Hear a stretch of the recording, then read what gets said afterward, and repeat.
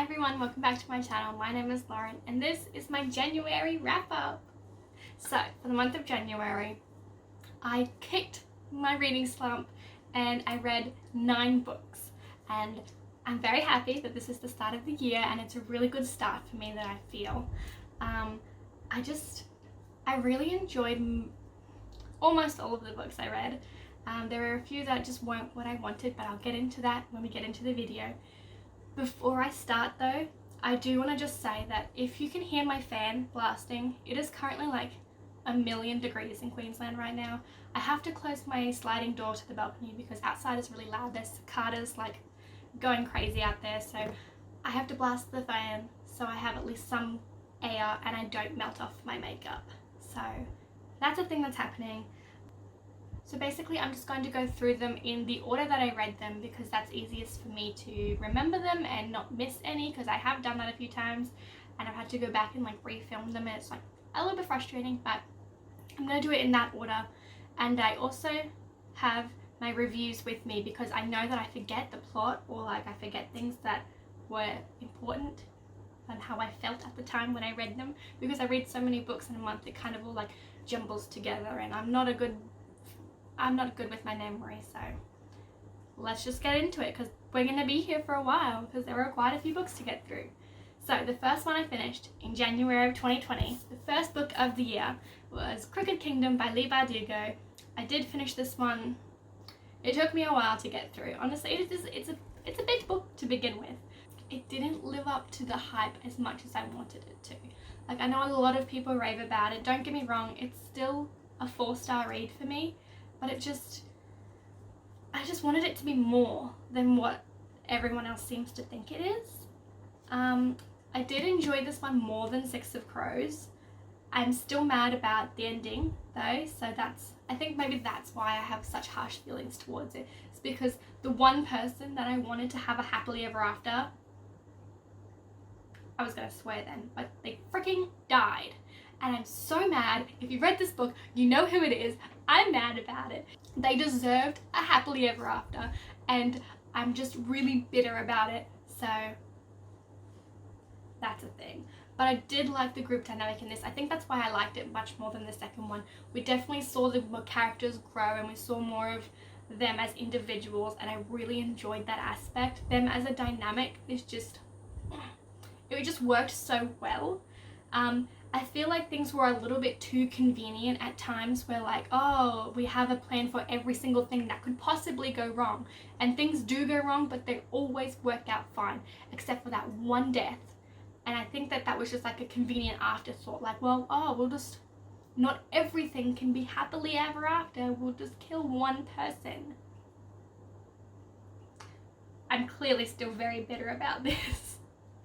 But yes, I rated this one 4 stars, first read of the year, and I have feelings, so it's not a bad thing.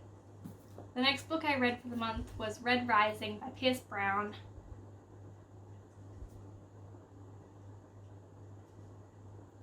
I don't even know what to say about this book. I rated it 2.5 stars.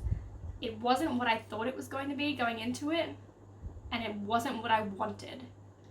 I know that a lot of people love this series and they say that it does get better, but I'm just a little bit apprehensive because I felt like there wasn't much world building in this and there wasn't much plot. Like the first half, I feel like a lot of things kind of went into place where he changed from a red into a gold to like try and bring down the whole society and things like that.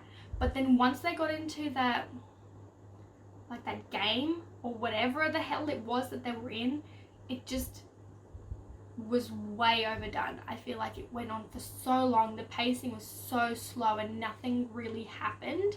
Like I feel like that could have been cut down to half of the size of this book. And the writing is really small in here, so it took me forever to read.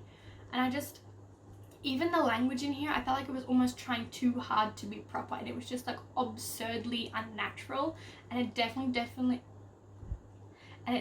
took me out of the story, and I finished it, but I didn't really enjoy myself reading it. So that was like a downer, and I've been reading this one for like I think I started it at the start of December and I finished it midway through January. So it's just something that I wasn't overly excited about reading, but I finished it. So my thoughts on those. Now the next few that I have to talk about are a trilogy, and I already have a review up for them. If you're interested, my link will be down below in the description. You can watch it. It does have a little bit of spoilers, but like not too many. But that is Anna and the French Kiss, Lola and the Boy Next Door, and Isla and the Happily Ever After. I don't own Isla and the Happily Ever After, but I listened to it on audiobook. I loved these books. I rated this one 4 stars, this one 3 stars, and the last one 4 stars. No, this one 3 stars, this one 4 stars, and the last one 4 stars. I did really enjoy them. Definitely not as problematic as I thought they were going to be, considering they're 10 years old. But yeah, if you want to see my thoughts on this one, you can go watch my review. But yeah, I did overall enjoy myself with these way more than I expected to, and I finished all 3 of them within a week. That's how much I loved them. So these are good. Alright, so if any of you have watched my January TBR, you will know that my boyfriend picked my TBR for the month of January. And you will also notice that none of the books I have read this year so far, all 5 of those, aren't on the list of the TBR that he gave me. And he only picked me 4 books. And look, I read one of them and it was Prodigy by Mary Lou. I don't know. I am very much a mood reader and I didn't really feel like reading the others. I didn't read a lot of physical books, and I only read this many because there was an opportunity for me at work to work in a certain department where I am allowed to listen to my headphones for a few hours of the day. So I managed to like smash out a lot of these in that time. But the other books that I don't have on audiobook. But I have this one on an audiobook. So I used that and I read it and I did really like it. I ended up rating this one 4 stars. I did really enjoy going back to Day and June and seeing their story and how it was going to progress from where it left off in Legend. I feel like June and Day as a couple really complement each other. They're both very intelligent, they're both very witty and conniving and just very good at getting out of difficult situations and plotting things. The end of this absolutely broke my heart, and I don't even want to read the last one because I'm scared that one of them is going to die, and I just want them to live happily ever after, and like I want nothing wrong. I just don't want anything to happen to them, and I'm really worried that something is going to happen to them. So this is why I put off this one to begin with, because I was worried that something was going to happen to them. So I don't know how long I'll put off the next one. I'll probably read it in February. So we'll see how that goes, but I did enjoy this.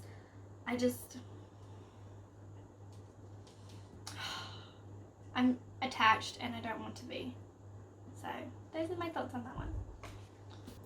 The next book I read was My Favorite Half Night Stand by Christina Lauren. In my book haul I talked about having already read this. I finished it the night I actually filmed my book haul. I had like 200 or something pages left to go and I just like smashed it out in one night.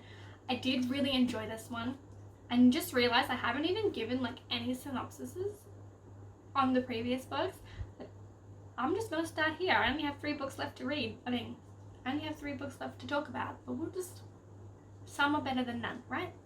So we follow in this book Millie, who is an emotionally unavailable woman at a university, and she has this whole group of friends four guy friends, who are basically the friends that her ex-boyfriend had before they broke up, and then when they broke up, the ex-boyfriend kind of left the group and she stayed. And so it's like a very interesting dynamic. They all work together at the university and they are all single.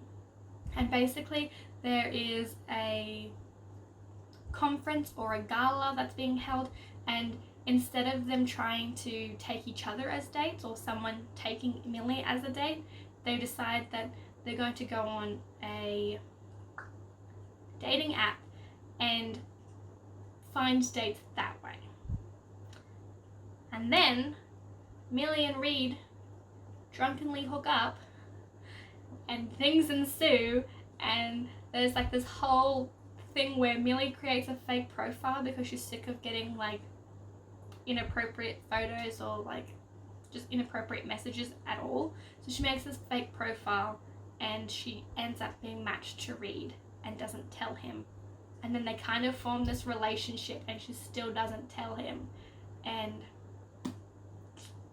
it's a good book. I found it really interesting because Millie is very unemotionally available and Reed is he's very sensitive and he likes talking about his feelings and likes being like having an open communication relationship, and it's something that's very important to him. So seeing that dynamic kind of switch into the gender roles was very interesting. Hi everyone, Lauren from the future here.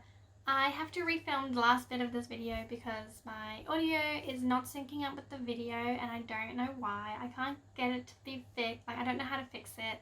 So I'm gonna just have to refilm the last video or the last book that I read for the month. I have my lights on because it is a really miserable rainy day here and the lighting is terrible, so there's gonna be shadows because I don't know how to fix that.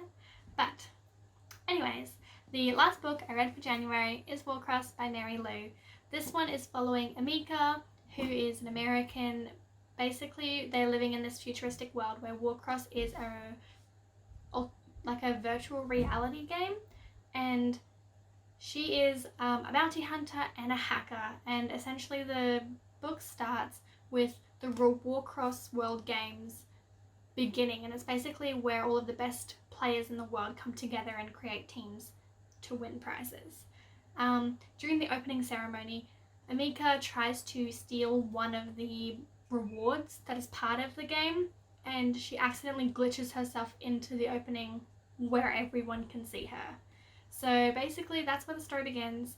The creator of Warcross contacts her, asks her to come and work for him undercover to try and find another person who is trying to infiltrate the security of his game. So yeah, I really enjoyed this one. It's the first virtual reality book that I've ever read, so I don't really have anything to compare it with, but I did like it. I rated it 3 stars only because the plot twist was very obvious within this, and it was just like some of the tropes that were in this were a little bit cliche and just like a typical YA novel, and I didn't particularly enjoy that. It didn't blow me away, but I am definitely interested for the last book in the duology and to see how my feelings are about that one.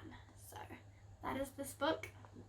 That is all I have to talk about today. Thank you so much for watching. Feel free to put like and subscribe if you haven't already, and let me know in the comments below what you read in January, and I'll see you next video. Bye!